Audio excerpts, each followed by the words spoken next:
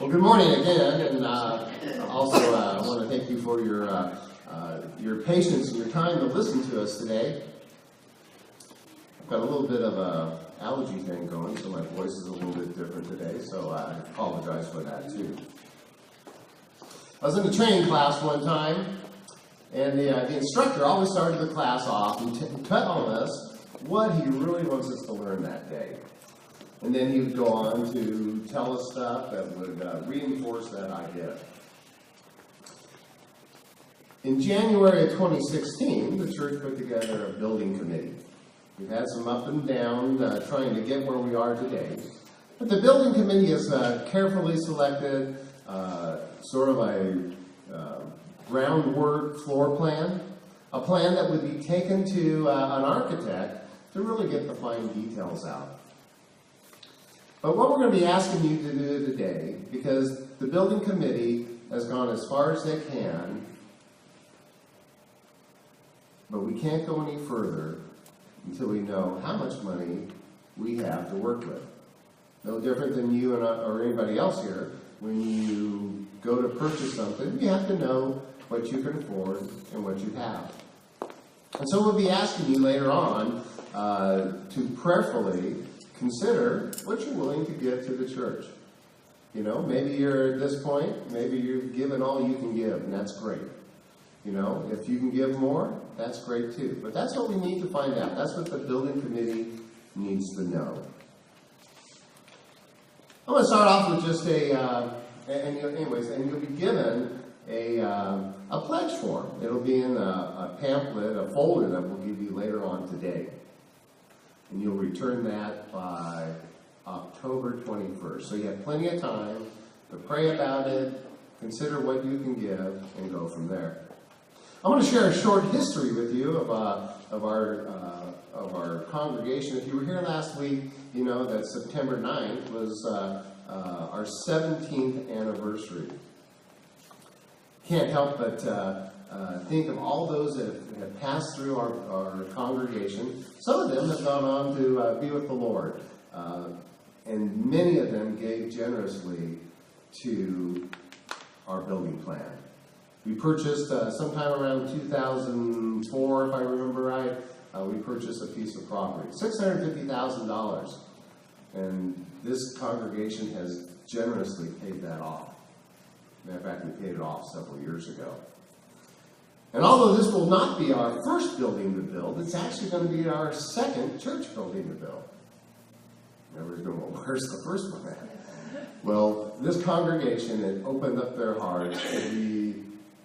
We at one time supported a missionary in America, Samoa. This congregation came up with a snap of a finger, $30,000 to get their building built. And that kind of generosity goes on over and over again. In recent history here, we were helping out the Methenys with some legal fees to get their child. And again, just like in the Bible, we got too much money. Can you imagine that? But all that will go to good use. Our building committee, together in 2016, started on a path to decide what the congregation needs. We looked at all the needs and all the possibilities of what we could do. And we were moving along just fine. And the location of our property, if you know where the Lake Travis Elementary is, or Lakeway Elementary, it's right next to that. Well, there's also 88 acres next to that that is owned by somebody, and they wanted to develop it into an area called the Oaks. They were extremely interested in purchasing our property. So all of a sudden, which then would have gave us a bunch of cash to have built a building debt-free. And so we spent probably a good year researching that and heading in that direction, only for that to fall out. Building committee got back together, researched that, and said, okay, now we need to do this on our own. And that's where we find ourselves today. So this is what you're going to hear today. You're going to hear, and not just from me, but you're going to hear a need for a building, maybe talk a little bit about a building type, cost, design, and we're going to talk a little bit about sacrifice. You know, and that's our part. What are we willing to give? What are we willing to commit to a building? I think there should be a slide up here with our building committee members. Let me just read those off to you real quick. Wayne Biggs, Will Ed Winters, Caleb Turk, Julie Johnson, Bryce Templeton, Cynthia Winters, Bill Johnson, Troy Metheny, John Thompson, Tony Krippner, Rennie Templeton, and the most important person in our group, Deborah Barber. Now, she wasn't part of the building committee. She was the facilitator. And an extremely important position, because when you get that many people together, everybody wants to talk at the same time. You need somebody to take the notes. And Deborah did a wonderful job of keeping us on schedule, focused, and pointed. And so we thank you, Deborah, for your hard work on that. We want to thank also those committee members for the effort and the time they put in there. There should be a chart up there now of our recent growth. It's the 2015 to 2018 growth chart. You can see that we are slowly growing. And then there's another chart that is predicting growth after a building. From talking with other congregations in the area, when they built a building, they saw in a very short period about a 50% increase in attendance. So there's another chart up here that will be your 2019 through 22 growth chart. So we looked at, the building committee looked at a building, and we wanted a building for everyone. We wanted a building that would pay homage to our seniors and have a place where they can meet. We wanted a building that reminds us of the church you went to when you were younger, as sanctuary separate from other areas. We're also sensitive to a church building that would accommodate our younger families and what would be their desires. And of course, I have 3 grandchildren that attend here, and I wanted a place for the little kids. That was, I was pretty vocal about that. And so we've come up with a design that I believe, I don't think anybody in here will see this design and go, oh, it's perfect. But I believe if we look at it, we'll get enough yes and no's that this plan is a workable plan. It's a plan that we can move forward with and allow us to grow. We want a building to do ministry work. We want a place that, I'd like to see a church building that doesn't have locks on the doors, so we can be using it all the time. You know, maybe maybe you're a leader in Boy Scouts or Girl Scouts. Maybe you have a ladies' bridge club, you know. Some people have never been in a church building. Never been in a church building. Why not have your bridge club once a week at our church building? You know, there's emblems in the church and we'll have posters, and maybe that will be the first time somebody steps inside a church. And as we study the God test, maybe that's something that follows through with that. You know, one thing as I get older, having a place that is handicap accessible. We have some members that don't go to some events because they physically just can't get into that home or that place. We have a few places that people that have ramps so that we can get our people that are less mobile so they can participate. So having our own building allows everyone to participate. There's never a time where they can't get in. We want to have a community presence in this community also. We want to have a place where when people drive by, they go, oh, that's interesting. Maybe I'm going to check that out. Or we want a place where special events. Maybe there's a disaster in our community, and we need a place to store supplies.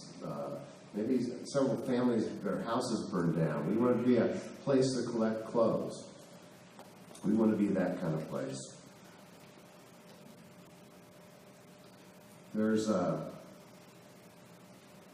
you want to use some worldly terms for a church building, if you were in the military, and I know we have many military people out here, it's a headquarters. That's where we plan things. It's what we do. So in the military terms, it's a headquarters. If you're a person who loves sports, I steal the idea from Bill Nunley. If you've ever read Bill Nunley's book, he describes the church as the locker room. This is the place where we come and we figure out what the plays are going to be. We're going to practice, and then go outside the building and bring people to Jesus Christ. And sadly, to the world, the church is brick and mortar. And we all know that's not true, because we know the church is the people. Each and every one of us have doing different services. But there's people out there that see the church as a building. So we need a building to bring them in, so that we can teach them the truth.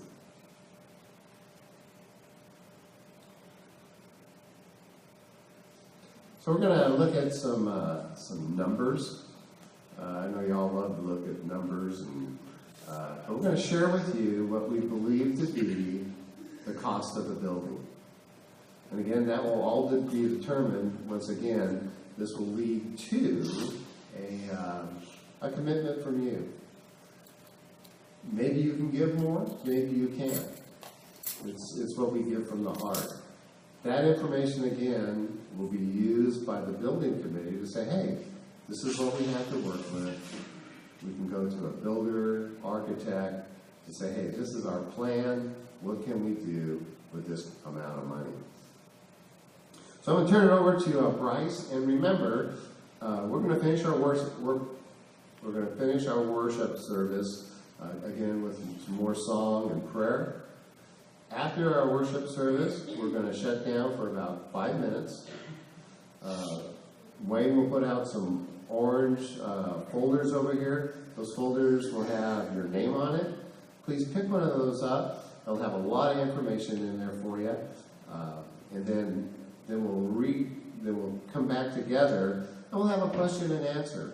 Maybe there's some things that we've missed, and that's the joy of having all of you here. We have lots of minds and lots of hearts here. Share with us maybe something that we've missed. Say, hey, had you thought about this? And we go, no, we haven't. That's a great idea. And that way, the building committee can get back together and move forward.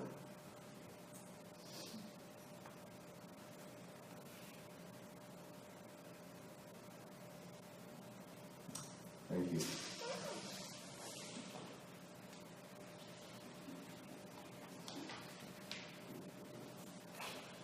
Good morning. Good morning. I hope that what you're going to see this morning is the simplest set of financial data you've ever looked at. I actually have an accounting degree, and I know that finance reports can get very, very detailed, and people that are not number-oriented phase out quick. So we're going to try to keep this at a very high level this morning, and this is going to dovetail into what Brother Troy is going to speak with. Luke 14:25-30, counting the cost. And I'm not going to read that because I'll let Troy do that here in a minute. Slide, please.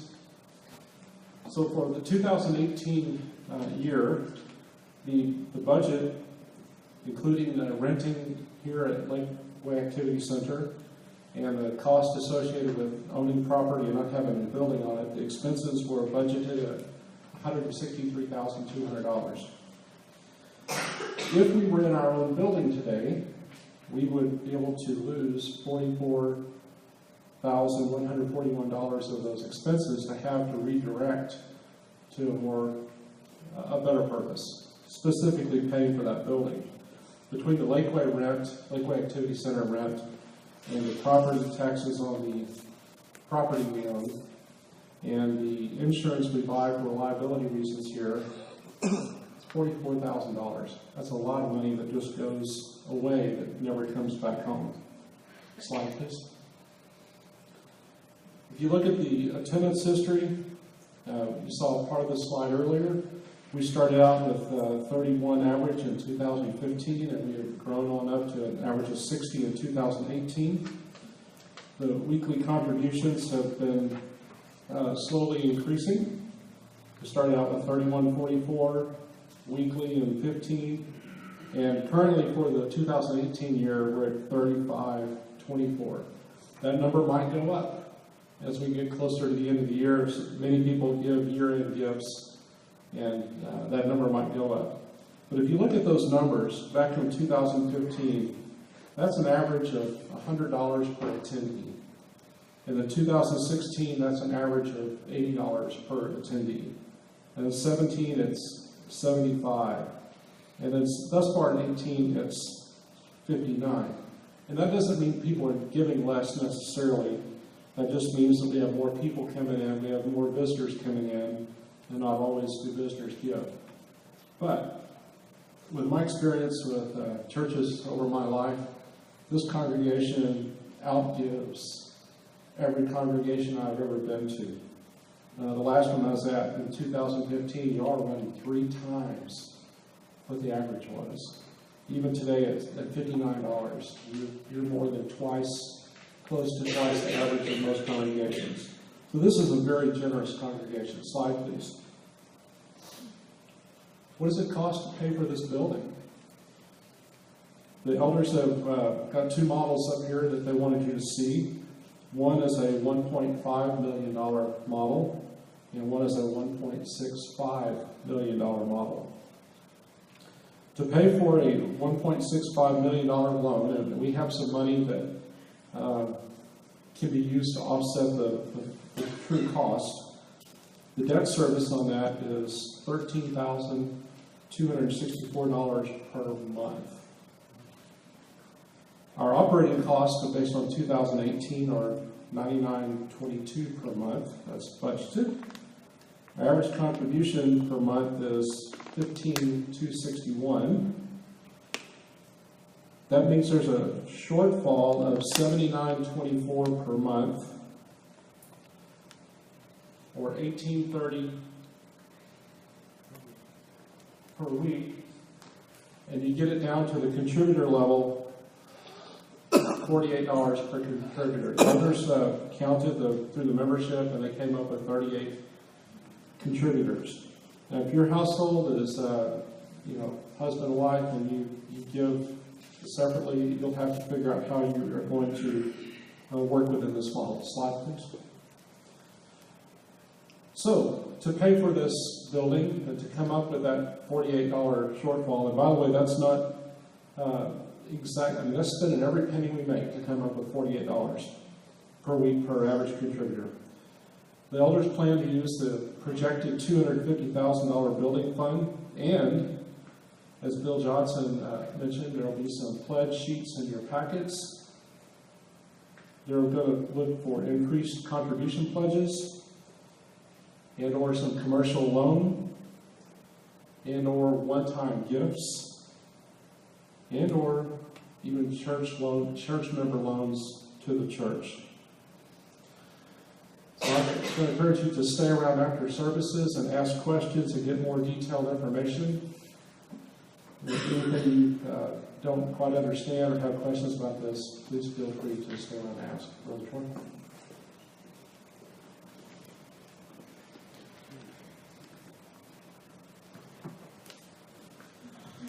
Well, good morning. I am one of those not number guys. And so I thought that was very well done. Thank you, Bill. Thank you, Bryce. Thank you, committee members. So, what is the point of giving you this information about the building and about the cost of this church building? Well, if you all remember the G.I. Joe cartoon, At the very end of that cartoon, it always says, knowing is half the battle. Once we know what we're up against, then we know how to battle. No matter what it is in our lives. No matter what obstacle it is in our life. Once we know, we can proceed.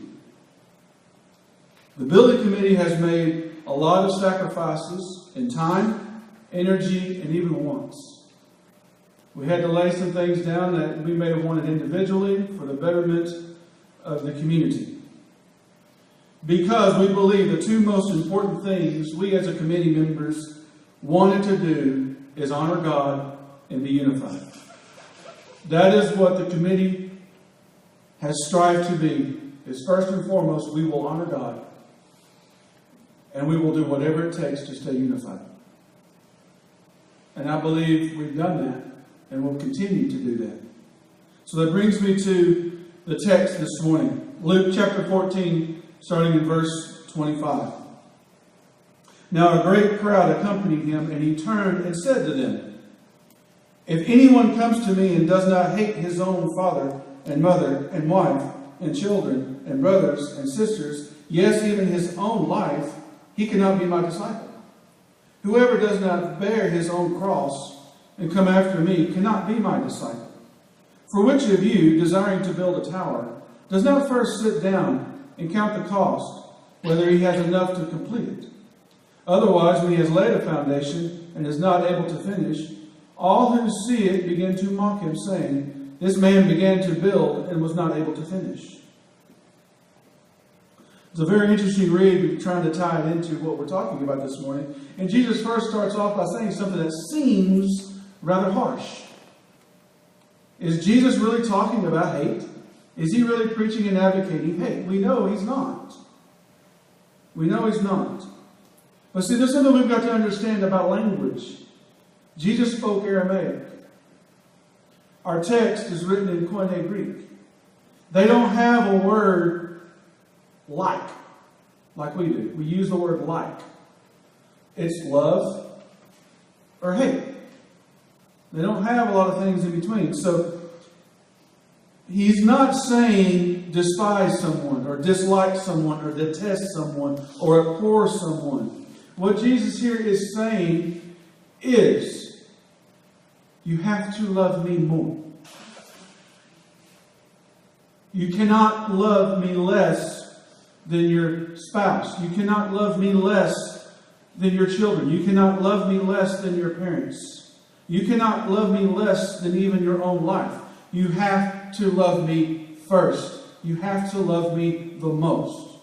That's what Jesus is saying. Jesus is saying we must love the Lord first. William Barclay says it this way. When Jesus tells us to hate our nearest and dearest, he does not mean that literally.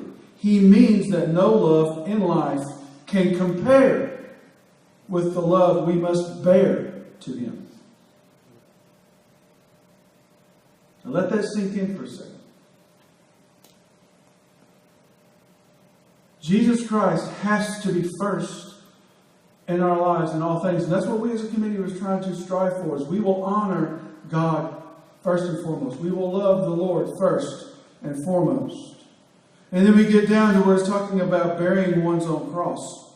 Jesus here is saying, what are you willing to suffer for Christ's sake? What are you willing to suffer for the kingdom? What do you bring to the table that you are willing to sacrifice and lay down for the betterment of the kingdom? Also, it's also meaning to be continually in subjection to God. See, if you're going to put God first and foremost in your life, that means everything has to be first. That means everything that you give has to be first and foremost to God. He is the most important. And the reason He is the most important is because we're created in His image. He is the sustainer of life. He is the fulfiller of life. He created us as eternal beings. And so now we get down to this counting the cost. We were talking about this man who is building a tower and laying down the costs. And what Jesus here is saying, you have to count the costs to come follow me. Remember, I've got to be first. You're going to suffer. What are you willing to suffer? What are you going to bear for my name? We have done our best as a committee member to show you the cost of this building. We have shown you what the current trend is in potential and immediate growth of this church building. We had that up there a while ago. I think we still have that up there. About what it was going to cost us financially, and also the enjoyment of what it can look like of immediate growth. And we had that also spelled out from 2019 to 2022. But here's something that I want to share with you. I received an email several months ago from one of the local ministers here in town, telling us that there's going to be 4 other church plants in this community.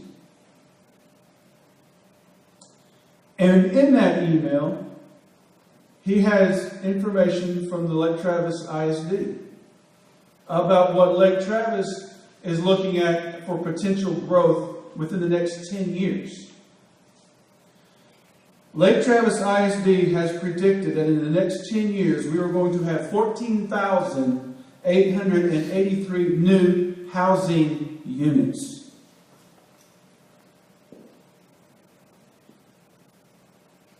I didn't get big eyes and a wow out of that one. That's a lot. I was expecting big eyes and a wow out of that one. Wow. Thank you. Wow.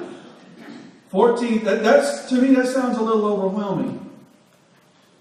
Okay. 14,883 new housing units within the next 10 years. They are predicting between 5,000 and 7,000 new students within the next 10 years.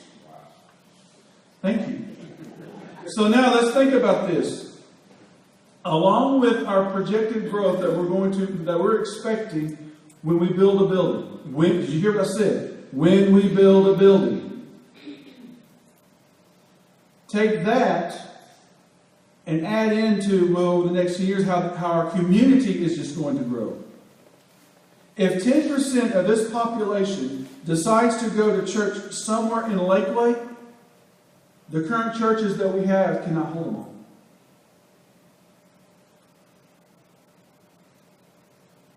So they're going to be left with 2 options.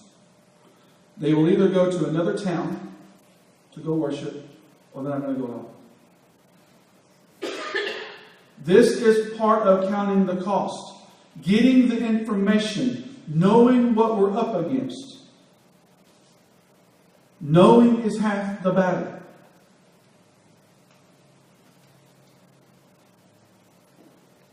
So now it comes down to this. What is the cost of just one soul? Can we put a price tag on one soul? Because we want people to build a relationship with Jesus.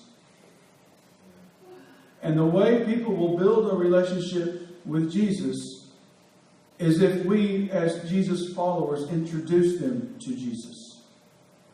And one of the ways we are wanting to introduce people to Jesus is have a place of our own that we can use 24/7, 365 days a year. Use it as a place to come for worship. Use it as a place to come for safety and healing if there's a catastrophe somewhere. Use it as a place to model what the Bible talks about how to better manage your money, or marriage, or parenting, or Boy Scouts, or Cub Scouts, or Girl Scouts. Using this place as a beacon, as a light in this community. We want to build a communal relationship with Jesus Christ. We want our community and we want each other to continue to grow into Jesus Christ. And we believe that having a church building will help us better achieve this. We can achieve it doing what we're doing But I think we can better model it and better achieve it when we have a place of our own that we can deepen our roots into this community. We have laid roots in this community. What we're asking now is to let's go deeper into the community by laying the roots. Does that make sense, what I'm saying? So I'll leave you with this. We must look within ourselves and be willing to count the costs. Because there is a cost of discipleship. When we are to be followers of Jesus, we take on tasks that sometimes are uncomfortable. We take on tasks that sometimes seems overwhelming. We take on tasks that sometimes seems a little bit impossible. But there's nothing impossible when you put your faith and your hope and your trust in Jesus Christ. Because He has made us more than conquerors. And He has also given us a spirit of a warrior. We do not have a spirit of timidity. We are warriors for Christ. And so we take on the task that's laid before us. So we must be willing to look within ourselves and be willing to count the cost. And the first thing we must do is we must keep God first in all things. All things of our life. We must be willing to sacrifice for the cause of Christ. We must be ready for the growth that is coming. We know it's coming. We must be ready. You want to look to tell Jesus, I want to grow. We need to grow. What are we doing to prepare for that growth that is coming? And I'll leave you with this last thought. The price of one soul is worth the cost of sacrifice. If everything that we do brings one person to Jesus Christ, it will have been worth it. But we know more are going to come. So again, I ask that you look within yourself, challenge yourself, lay it at the Father's feet. Be really willing and able to do what you can to sacrifice for this, because we are going to lay up treasures in heaven. And that's where the souls go forever. Whatever your need is this morning, if you're a little bit concerned about whatever it is you're concerned about. We haven't really gave a gospel sermon this morning about actually who Jesus Christ is. Remember, He put on flesh and blood. He left the splendor of heaven. He came down to earth. He suffered, bled, and died for you. And He rose on the third day, defeating death. Put your faith and your hope and your trust in Jesus Christ and let Him lead. Whatever your need is this morning and however way that we can help, we ask that you come now as we stand and as we sing.